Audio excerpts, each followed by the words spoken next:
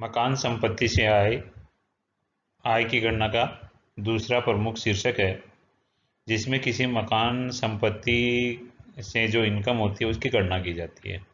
इस वीडियो में हम उसके संबंध में प्रावधान हैं जो कि कौन सी इनकम इसमें शामिल की जाए, डीम्ड ओनरशिप क्या होती है, स्वामित्व कब माना जाता है, इसका अध्ययन करेंगे।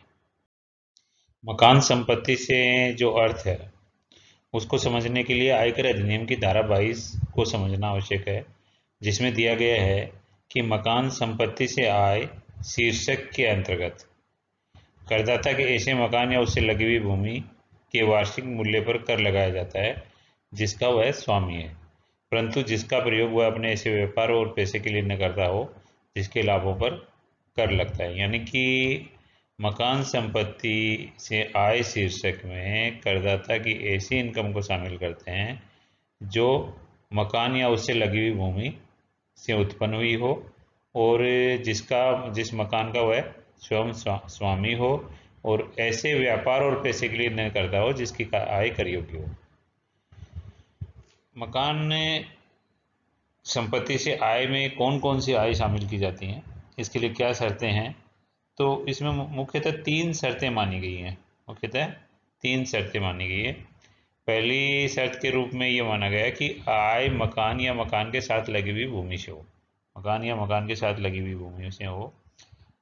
मकान संपत्ति में जो शामिल करते हैं अपन, इसमें मकान को शामिल करते हैं, रहने का मकान हो, बंगला हो, दुकान हो, दफ्तर, गोदाम, कारखाना भवन, भंडार गृह या अन्य कोई भवन शामिल कर सकते हैं।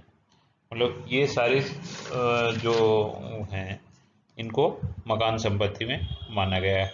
इसमें अगर मकान की लगी हुई भूमि अगर देखें अपन, तो इसमें मकान से लगी हुई ज़मीन में मकान का कंपाउंड है वो भी आ जाता है। खेल का मैदान है अगर लगा हुआ है तो वो भी आएगा, बगीचा है तो आएगा, स्विमिंग पूल भी है तो वो भी लगी हुई भूमि मानी जाती है। तो इनकम किससे जनरेट होनी चाहिए? मकान संपत्ति से आय शीर्षक में कब कर योग्य होगी? जब वह मकान या मकान से लगी हुई भूमि से हो। मकान या मकान, और मकानों के अंतर्गत अपन ने रहने का मकान, बंगले, दुकान, दफ्तर, गोदाम, कारखाना ये सब शामिल कर लिए। इसमें एक चीज़ और देखने की है कि यदि ये जो गैर रिहायशी मकान है जिनको अपन ने शामिल किया है उनके लिए छत होना आवश्यक नहीं है। जैसे कारखाने में टीन शेड लगा हुआ भवन है तो वो भी मकान संपत्ति में कर योग्य हो जाएगा। इसके बाद जो दूसरी शर्त है, करदाता मकान का स्वामी होना चाहिए। यानी कि मकान की ओनरशिप किसके पास होनी चाहिए? करदाता के पास होनी चाहिए। यदि उसके पास ओनरशिप, जरूरी नहीं है कि वो भूमि का स्वामी हो, किंतु मकान जो बना हुआ है उसका वह स्वामी होना चाहिए, तभी इस मकान संपत्ति शीर्षक में होंगे। मान लीजिए किसी करदाता के पास मकान है, उसने किराए पे लिया और उसकी सबलेट कर दिया, उसने किसी दूसरे व्यक्ति को किराए पे दे दिया और उससे इनकम कमा रहा है। मकान उसने खुद ने लिया और दूसरे व्यक्ति को खुद ने किराए पर लिया और दूसरे व्यक्ति को किराए पर देकर उससे आय अर्जित कर रहा है, तो ऐसी स्थिति में उस मकान की आय मकान संपत्ति से आय शीर्षक में कर योग्य नहीं होगी, क्योंकि वह उस मकान का स्वामी नहीं है। वो एक किराएदार है और किराएदार ने सब दूसरे किराएदार उप किराएदारी के द्वारा ऐसी इनकम जनरेट की है। तो ये कंडीशन चूंकि पूरी नहीं हो रही है, तो ऐसी स्थिति में उसको मकान संपत्ति से आय शीर्षक में कर योग्य नहीं होगी। इसके अलावा यदि कोई कानूनी रूप से किसी मकान का स्वामी है, कानूनी रूप से है, तो जैसे अवैक्स व्यक्ति होता है तो उसमें उसका अभिभावक होता है, दिवालिया होने पर उसका जो लिक्विडेटर होता है वो, तो उनको भी, और ट्रस्ट की दशा में ट्रस्टी को मकान का स्वामी ही माना जाता है। तो तीसरी जो शर्त है, करदाता मकान का प्रयोग स्वयं के व्यापार या पैसे के लिए न करे। ऐसे व्यवसाय और पैसे के लिए नहीं करे जिसकी इनकम कर योग्य होती है। यदि उसकी इनकम कर मुक्त है तो प्राप्त होने योग्य क्रय यानी कि डीम्ड जो रेंट है उसको अपन टैक्सेबल कर देंगे। और यदि कर योग्य है, व्यापार और पैसे जिसमें काम में ले रहा है उसकी आय कर योग्य है, तो ऐसी स्थिति में उसकी मकान संपत्ति में आय नहीं मानेंगे, उसको बिजनेस एंड प्रोफेशन की इनकम में कैलकुलेट करेंगे। तो अच्छा, इसमें कब माना जाता है मकान का प्रयोग स्वयं के व्यापार के लिए? कब माना जाता है? जब मकान संपत्ति को करदाता अपने व्यापार या पैसे के सुचारू रूप से चलाने के लिए अपने किसी कर्मचारी को रहने के लिए दिया है। मान लीजिए मकान संपत्ति और अपने किसी कर्मचारी को रहने के लिए दे दिया ताकि वो उसके बिजनेस में हेल्प कर सके, तो ऐसी स्थिति में उसको व्यवसाय के लिए प्रयुक्त माना जाएगा। इसी प्रकार यदि किसी करदाता ने बैंक, डाकघर, पुलिस स्टेशन या उत्पाद शुल्क का कार्यालय खोलने के लिए किराए पर देता है ताकि वह अपना व्यवसाय सुचारू रूप से चला ले, तो ऐसी स्थिति में भी व्यवसाय के लिए उपयोग माना जाएगा। तो ये 3 कंडीशन थी: मकान, आय मकान या मकान के साथ लगी हुई भूमि से हो, करदाता मकान संपत्ति का स्वामी हो, करदाता मकान का प्रयोग स्वयं के ऐसे बिजनेस के लिए न करता हो जिसकी आय कर योग्य। अब इसके बाद वार्षिक आय की गणना करते हैं मकान संपत्ति की, और वार्षिक की आय की गणना विभिन्न परिस्थितियों में अलग अलग प्रकार से होगी, जो हम आगे वीडियो में देखेंगे। मकान का माना गया स्वामित्व, यानी कि कई परिस्थितियां ऐसी होती हैं जिसमें मकान की ओनरशिप करदाता के पास नहीं है, किंतु उसको उसका मालिक मान लिया जाता है। डिम्ड ओनरशिप जिसको कहते हैं वो होता है। तो उसमें देखिए, सबसे पहले है जीवन साथी को मकान का हस्तांतरण। यदि किसी करदाता ने अपने मकान को अपने जीवन साथी को हस्तांतरित कर दिया, तो ऐसी स्थिति में मकान की ओनरशिप किसके पास चली गई? उस जीवन साथी के पास चली गई।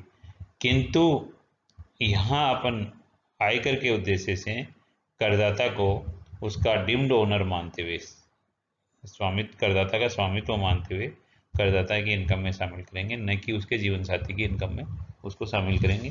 तो ऐसी स्थिति में जो भी व्यक्ति होगा जिसने अपने जीवन साथी को ऐसा मकान हस्तांतरित किया है, तो हस्तांतरणकर्ता की ही संपत्ति मानेंगे, उसी को मानेंगे और उसी की आय में शामिल करेंगे। इसी प्रकार अवयस्क पुत्र या पुत्री को मकान का हस्तांतरण करदाता अपने मकान संपत्ति का हस्तांतरण अवयस्क पुत्र या पुत्री को कर देता है, तो ऐसी स्थिति में भी स्वामित्व किसका माना जाएगा? करदाता का माना जाएगा। किंतु यदि अवयस्क विवाहित पुत्री को करे, अवयस्क विवाहित पुत्री, अवयस्क तो है किंतु विवाहित पुत्री है, तो ऐसी स्थिति में ये मकान उस पुत्री का माना जाएगा, न कि उसके पिता का। तो ऐसी स्थिति में फिर उसकी पुत्री की इनकम में वो शामिल किया जाएगा।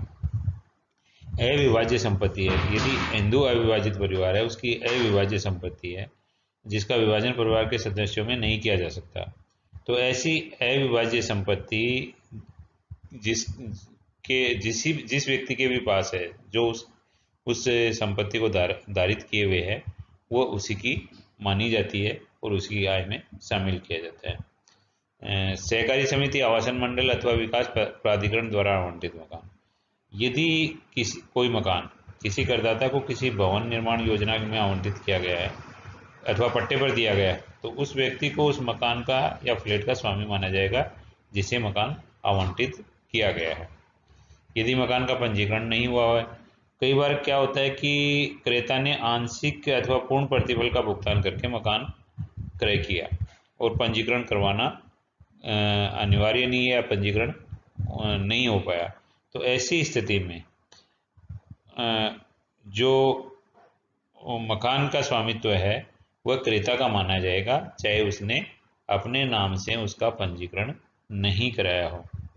अनेक बार पूरा भुगतान न करने के कारण, पंजीकरण व्यय से बचने हेतु या किसी कानूनी रुकावट के कारण क्रेता मकान का पंजीकरण नहीं करवाता है, तो ऐसी दशा में भी क्रेता को ही मकान का क्रय अनुबंध के आधार पर स्वामी माना जाता है। इसी को ओनर माना जाएगा जिसने मकान को परचेज कर लिया। जब किसी मकान को 12 वर्ष या अधिक अवधि के लिए पट्टे पर प्राप्त किया जाए, तो भी जिसने पट्टे पर लिया उसी की डिम्ड ओनरशिप मानी जाएगी और उसी के पास से उस मकान में कैसे संबंधित राइट माने जाएंगे, उसी के राइट होते हैं।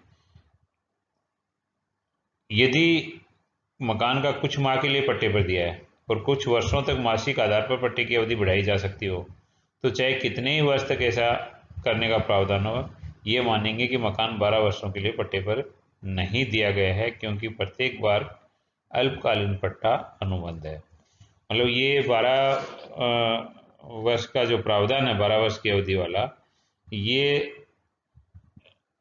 मतलब अगर अल्पकालीन अनुबंध के तहत बढ़ाया गया है तो ऐसी स्थिति में ओनरशिप नहीं मानेंगे। पट्टे या किराए पर ली गई भूमि पर बनाया गया मकान, यदि करदाता ने कोई भूमि पट्टे पर ले ली या किराए पर ले ली और उस पर बिल्डिंग बना ली, तो जो किराया की इनकम होगी उस भूमि का स्वामी नहीं है, करदाता उस भूमि का स्वामी नहीं है, किंतु उसका मकान का स्वामी उसे माना जाएगा।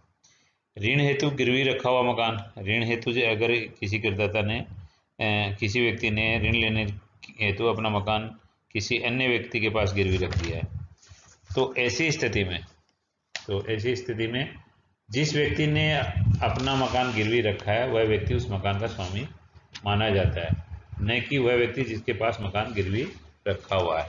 मतलब जिसका मकान है वही स्वामी माना जाएगा, गिरवी रखने वाला उसका स्वामी नहीं होगा।